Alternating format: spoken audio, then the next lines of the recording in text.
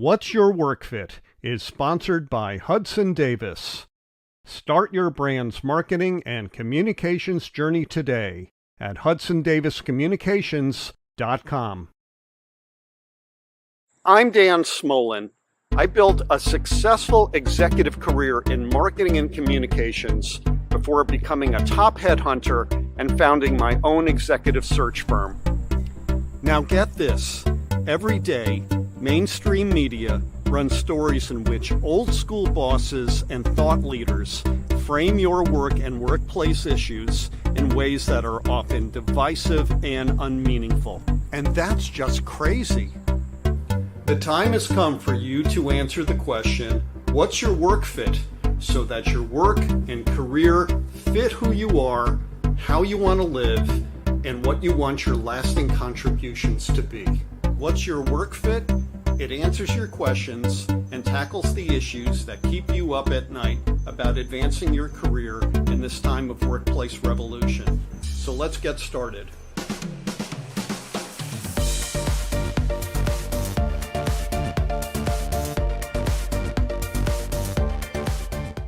Hey, good day, everyone. Happy July. This is our first live show back since the third week of June. I hope everybody is doing well, surviving our weather here in North America, which is pretty extreme. Hey, before we get to our amazing guest, you know my ask. If you submit a future show question and we accept it, we will send you this embroidered What's Your Work Fit baseball cap. It's our way of saying thanks. But here's the rub. You've got to send in a question to me. You can contact me at dan@dansmolin.com, or IM me on LinkedIn or on Facebook. And we will, if we accept your question for a future show topic, send you this baseball cap with our thanks. So put your thinking caps on. Let's do this. Okay, it is my pleasure to introduce our guest today, Dr. Lauren Daley. Lauren is a globally recognized future of work expert, advocate for women in the workplace, noted public speaker, career coach, and educator. Dr. Lauren Daley, welcome to What's Your Work Fit? How are you? Doing well. Thanks for having me, Dan. Excited to be here today.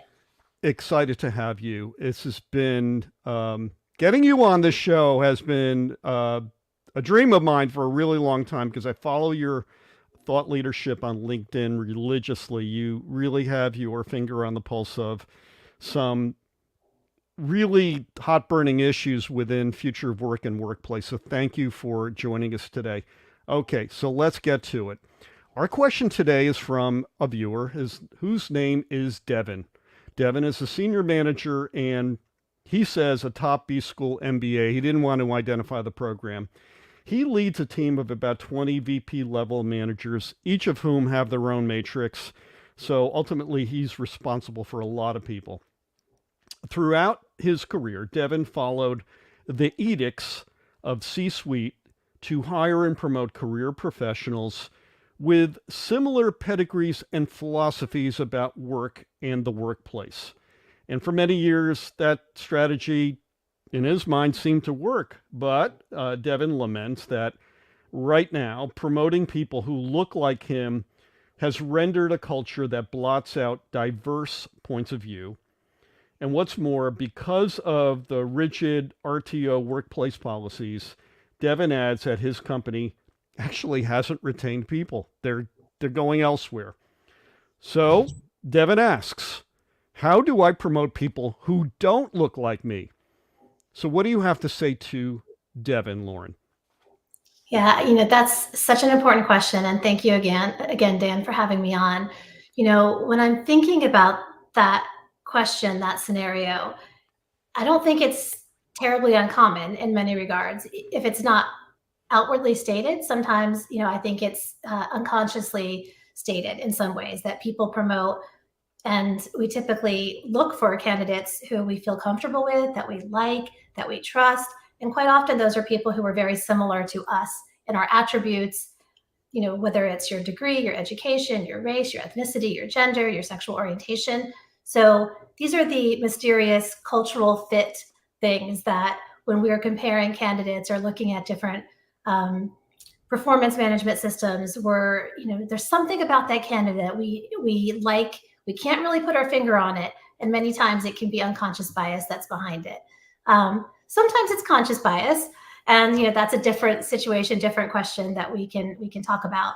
But when you're thinking about how to promote, how to hire people who are different than you are, I think the first is acknowledging that you want to do it, having intention to start to look for people who are different than you, look for different experiences, and then use objective criteria to measure that. Having somebody who can give you a different perspective on an interview or a performance evaluation is also really important. But it's, looking at all of the different criteria that go into promoting someone, hiring someone, and making sure that you're using objective criteria. A lot of times we think we are, but again, it goes back to that sense of we like, likes like. People who are like us, who are similar to us, we typically like and feel more comfortable with. And so even if you're using objective criteria, it's easy to kind of fall into that trap. Well, you know the old adage, birds of a feather flock together, and that, Mhm. I mean, I can't tell you how many marketing insights firms use that in describing the attributes of their panel data. Um, and the problem with that all along has been we're virtuous. So if we're virtuous, we're going to follow that model. I don't know about your full background. My early career in the executive ranks was in the ad agency space. And I worked for a top company, one of the top 3 independent marketing communications agencies in the United States. And that was a long time ago. It couldn't have been a whiter, more male experience. And I was having this conversation earlier today on LinkedIn about a woman who I worked with directly. She was my admin in my department, African American woman, whip smart. She had a better vocabulary than anybody in the company. And yet, back then, they couldn't, they publicly couldn't get past the point that, well, she doesn't have a college degree.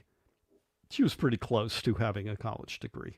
That was a prerequisite. The other thing was she was a single mom with a little kid in daycare, and so we don't want to do anything that's going to get in the way of her, dropping her kiddo off in the morning and picking her kid up at night.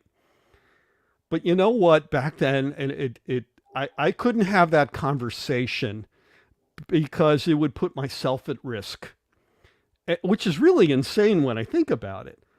But the perspective that she would have brought, this highly literate woman who had boundless curiosity about the world and really understood marketing very well, we were denying ourselves the benefit of her intelligence or brilliance.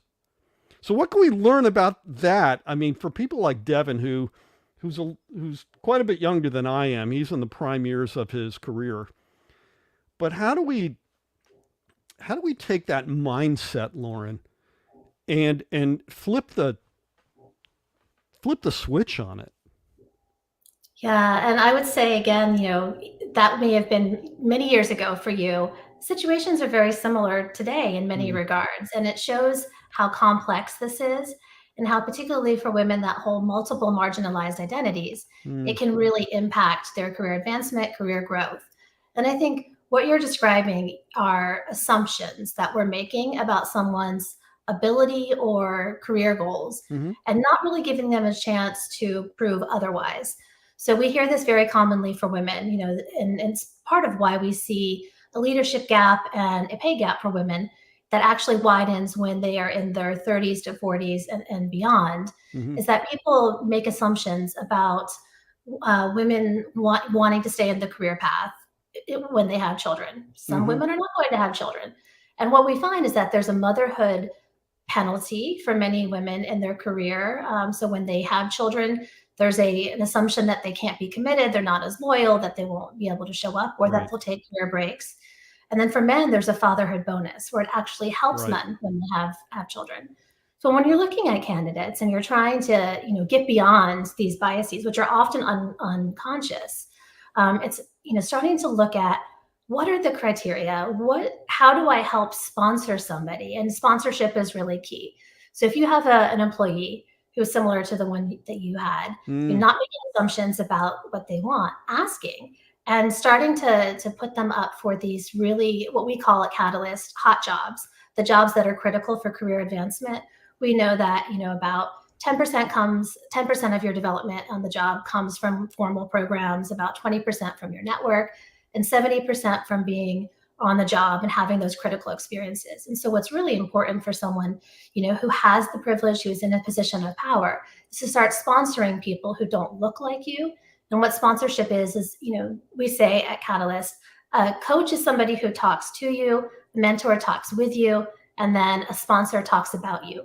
And so talking about that employee, that candidate in a room where decisions are on the table, when opportunities are going out, talking about all of the amazing things that candidate, that employee can do, trying to create a case where, okay, let's give some stretch assignments, some career advancing opportunities. And as we start to see them be successful and advocating for them behind closed doors, then quite often that can lead to a new career path or a promotion. So my friend Janine Kretsch, I was about to tee up this question, and you've sort of gotten into it right now, which is, I think this is a value framing question, which is to say, what should one do if they see a homogeneous group in management, and how do you make it a topic of conversation without derailing your own career? So let's get into the idea of mentorship, which Mm-hmm. is so obvious to me because the ROI on it, if you do it right, could be incredible. You're probably going to hold on to that higher talent longer. They're going to be productive, to the You're company, and lots of things like that. you're going in. Can you hear me now? We might be having a technology issue, Dan. Can you? I can hear you. Yes. Okay, so let me repeat that. So I heard. Let's talk about I'm mentorship. not really sure what happened. So I'm gonna, hey, listen, live TV. This is what happens. So Janine posited a value framing question around what happens when you deal with a homogeneous group in management, and how do you make the topic a conversation without derailing your own career, and dovetailing on what you said about mentorship, which has very positive return on investment possibilities for the company, but also for that higher talent.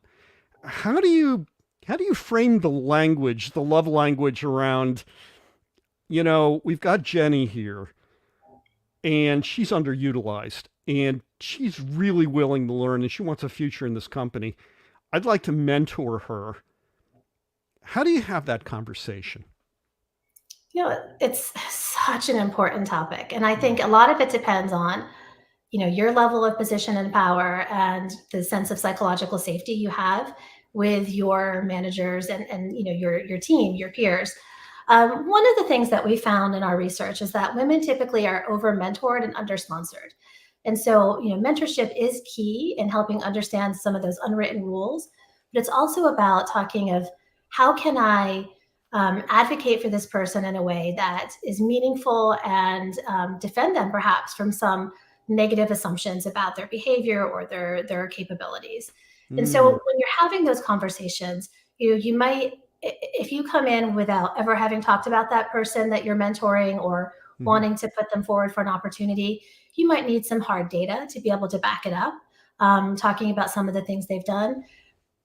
It's about building that case and over time creating opportunities. So if use some of your social capital in your organization to give one of your employees and to advocate for them to have a career advancing opportunity, even if it's a small project to begin with. If they are successful with that, that can start to create a path of momentum for them that Mm-hmm. you can reinforce and create more conversations around them. Some of it's about challenging biases, and again, depending on that level of comfort you have, it's probably calling people into the conversation instead of calling people out can be really successful.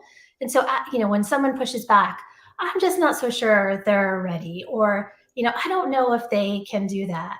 trying to ask for more information, like what makes you think that, and what evidence do you have. Keeping it very objective can help open up a different conversation, that takes it away from some stereotypes, away from assumptions, into some proven performance objectives.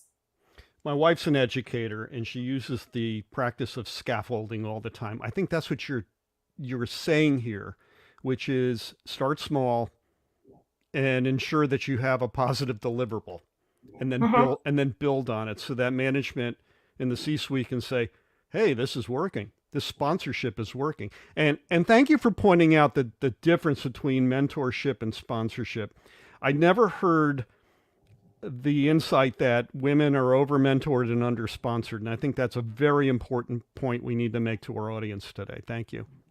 Yeah, and it's something that, I think is really a really key figure when we're talking about it. It goes to a lot of the ideas of fixing the women versus fixing an organization. There's so much out there on women are underconfident, women lack executive presence, women, blah blah blah, are these things. When it comes to women, quite often when we look at the research, have the same skills, have the same confidence level.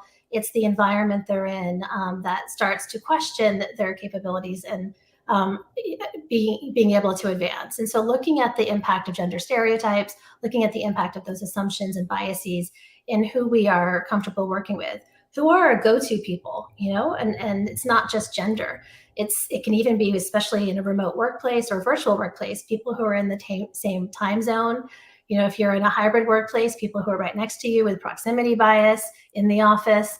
So, going beyond what feels comfortable, who are those go-to people that you naturally gravitate toward, Mm-hmm, mm-hmm. to start to think, okay, who am I missing? What talent are we not looking at that can actually add to this conversation, that can drive our performance, can drive innovation, and really keep us from being, from falling into groupthink by having diverse perspectives. And so that's really key. Can we talk about proximity bias a little bit? Um, Sure. I believe it impacts um, women and people of color probably more than it does old white dudes who have the means to travel into the office and probably live closer in if they're, taking the Metro North in from Connecticut to Grand Central Terminal. Um, how do you mitigate the impacts of proximity bias when you are trying to sponsor somebody in ways that you've just described? Yeah, and it's such an important point when we're thinking about return to office, hybrid workplaces.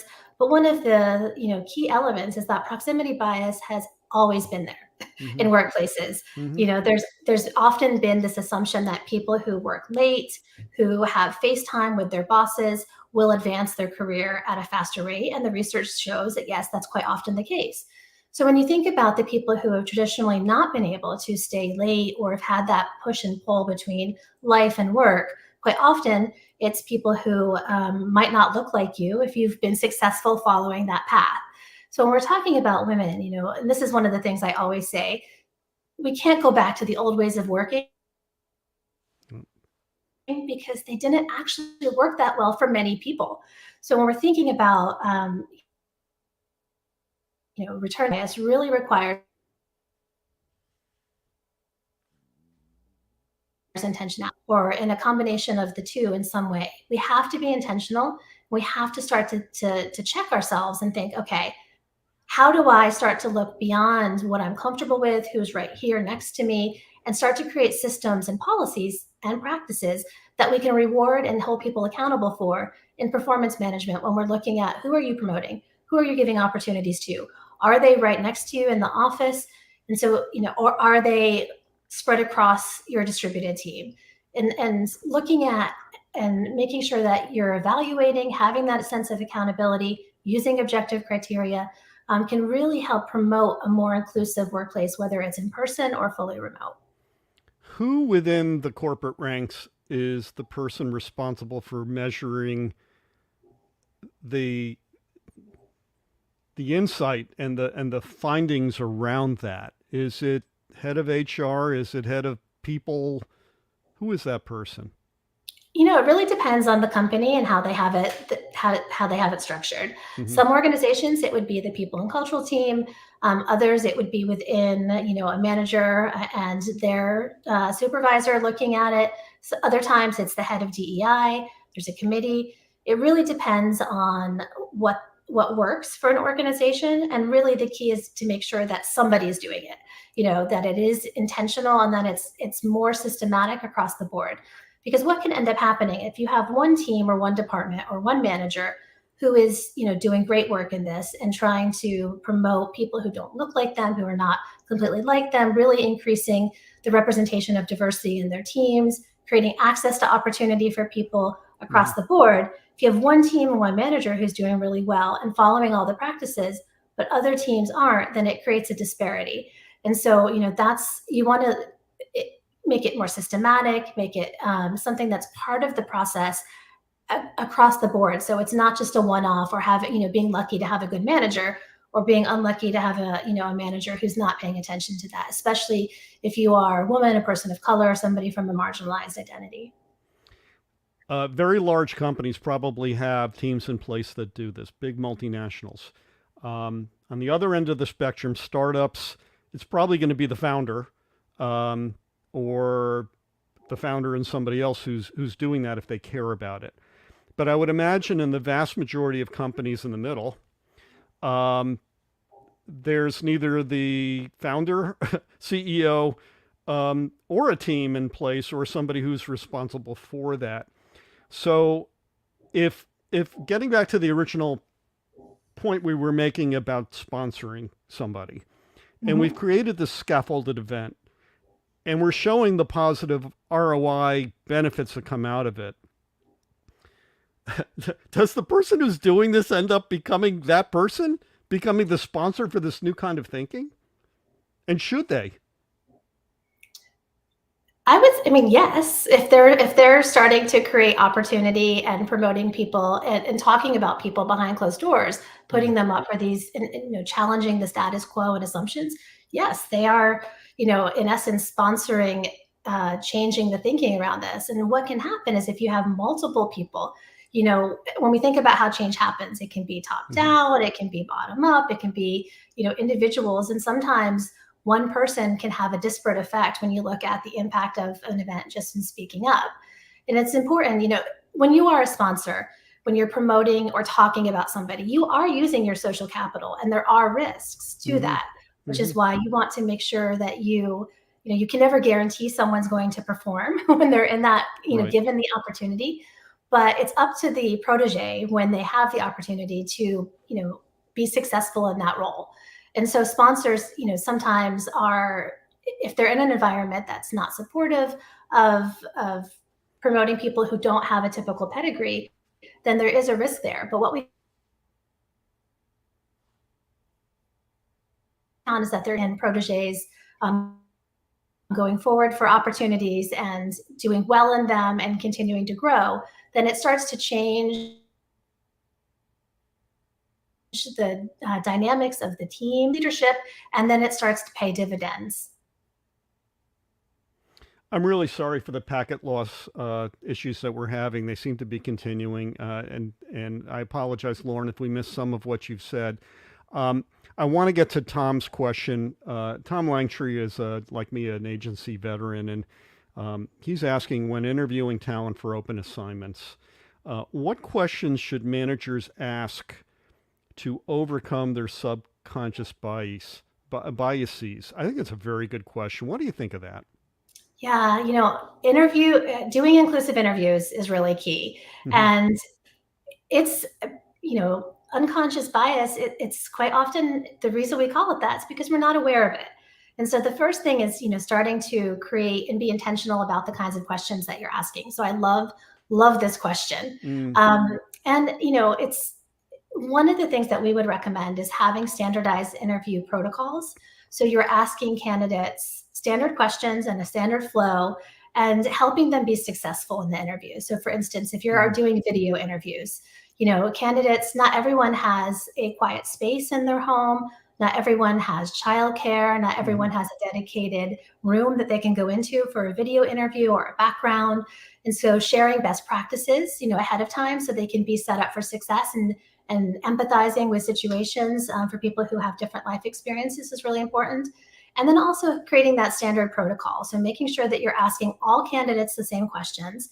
You're not asking illegal questions. So for instance, you're not asking a woman, so tell me, do you have kids? You might just be making small talk, but that helps you start to get information about that candidate, of where they are in their childbearing years. Are they, do you think, if your assumption is that woman's going to take time off after having children, that maybe that's the case? And so you start to look for things that can help bias you against that candidate. It's really about getting objective criteria, keeping it to the job performance, and then standardizing those questions. And so, sometimes we tend to ask behavioral questions. For instance, tell me about a time you did this. Well, again, that's getting into questions or experiences that you may have had in your career. So trying to push past that, what you did, to what you can do. So how would you approach this? If you were in this situation, tell me about how you would think through that. How would you problem solve? What issues would you pay attention to?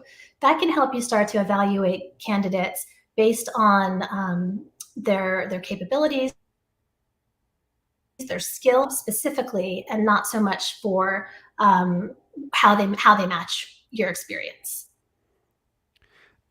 So when I was recruiting for 20 years, those kind of situational dynamic questions popped up a lot, especially in the later rounds, because you want to know what somebody's boiling temperature is in a stressful situation.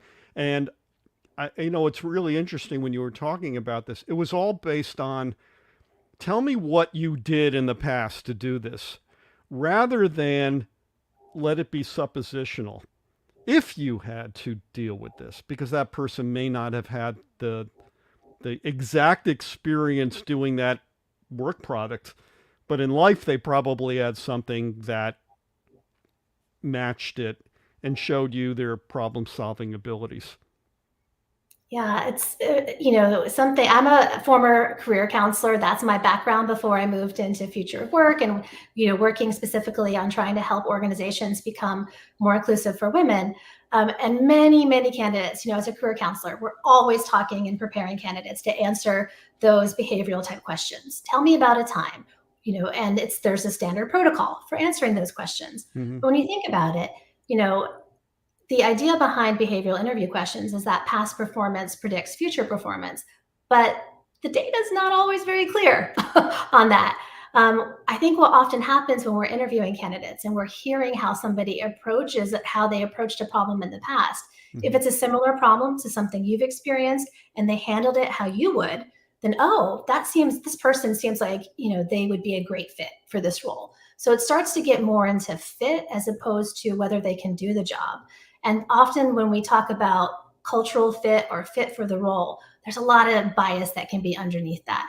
So when we take it away from the situations that are, past performance based, and talk about now, how would you approach this? We can start to get into the complexities that are there of how someone approaches a problem, thinks about a problem, without having had perhaps the exact experience or the exact education for that role. And that can get to some of what you talked about before too, Dan. If you have a candidate that doesn't have a college degree, but is very capable and hungry and ready to move forward, we know there's going to be talent shortages into the future of work. So thinking about how we can do this differently and look beyond that degree, that education, past experience, to see, okay, who's ready to just be skilled on something? How can I get this person skilled on a particular technical part? But can they do the job? How do they approach it? And more importantly, would they bring something to the team that we don't already have? So if they are thinking exactly like you, then there's a danger of, again, groupthink and having that homogenous thinking. If you bring somebody to the team that has a different approach, how they would think about something differently, then that really is where you start to see a lot of the benefits of diversity in innovation, financial performance, and all of the things that we talk about around the business case. You gave me the perfect segue to my last question, which has to do with work fit. And as you were talking, you made me realize that oftentimes the people who can answer the question I'm about to ask you most positively are perhaps the most privileged. Okay.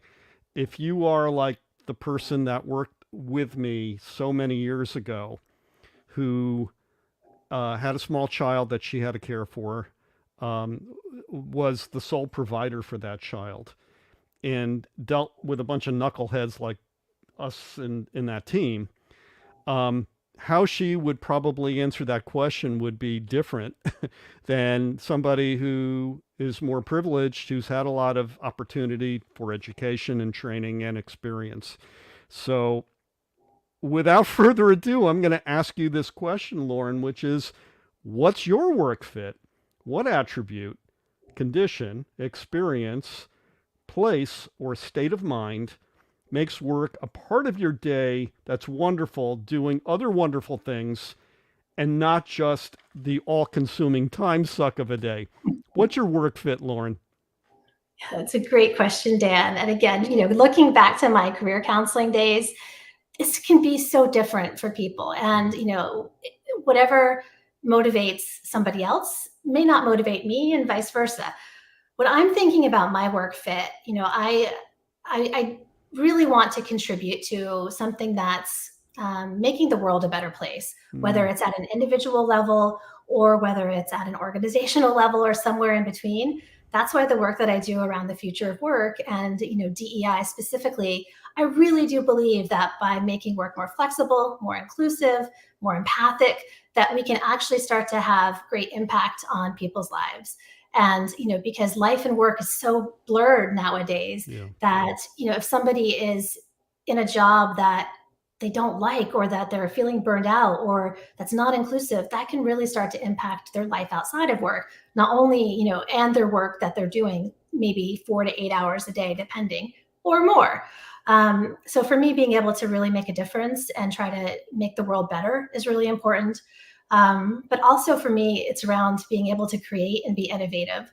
So if I'm stuck and not being able to produce something that's new or challenge the status quo, then that can start to feel very stale and rusty, and I start to get itchy and hungry for doing something different. So as long as I have something meaningful and the ability to like think differently and create, that's really a great job for me. And I recognize, based on your question, how privileged that is. Mm, There's been times in my life where I just needed a job, and so that paycheck, that's fine.